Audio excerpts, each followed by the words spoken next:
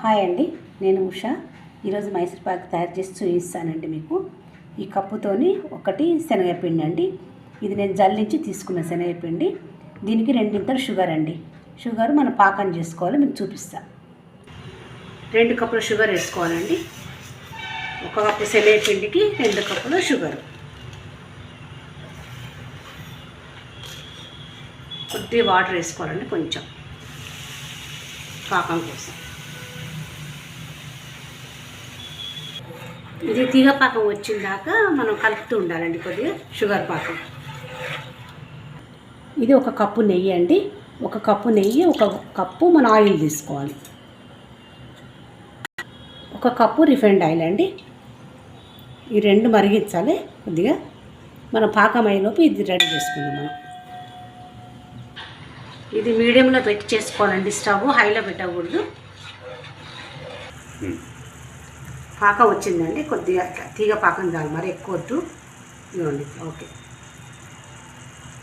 ఇలా ఇందులో మనం శనగపిండి వేసుకొని కలుపుకుందాం కొద్దిగా.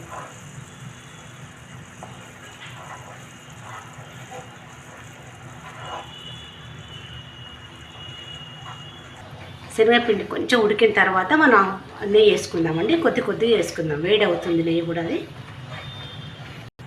ఇప్పుడు నెయ్యి వేసుకుందామండి.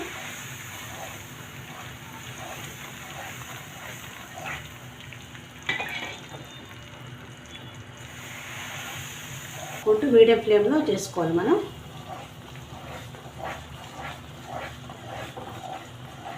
అది నెయ్యి ఆయిల్ దగ్గరకు వచ్చిందా, కొద్దిగా మీడియం ఫ్లేమ్లో పెట్టుకొని చేసుకోవాలండి. ఇది ఇంకా దగ్గరకు వచ్చేసింది, అయిపోతుంది మైసూర్పాకు. బౌల్కు నెయ్యి రాసి పెట్టుకున్నా అండి. మైసూర్పాకు నేను వేసేస్తున్నా.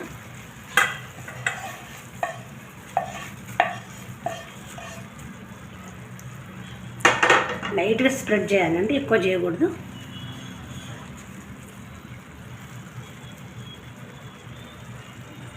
ఒక 2 మినిట్స్ తర్వాత మనం కట్ చేసుకోవాలి. కొద్దిగా వేడి ఉన్నప్పుడే మనం ఘాట్లు పెట్టుకోవాలండి.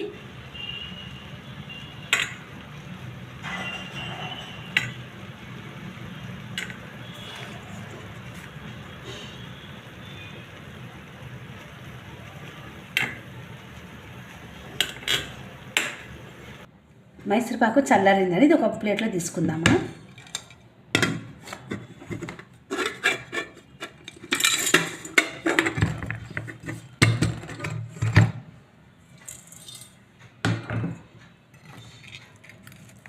ఇంతకు మనం ఘాట్లు పెట్టుకున్నాం కదండి. మన ఇష్టం ఉన్న సైజు, మన ఇష్టం ఉన్న షేప్లో కట్ చేసుకోవచ్చు. మైసూర్పాకు రెడీ అయిందండి. మీకు నచ్చినట్టయితే లైక్ చేయండి, షేర్ చేయండి, సబ్స్క్రైబ్ చేయండి. థ్యాంక్ యూ అండి.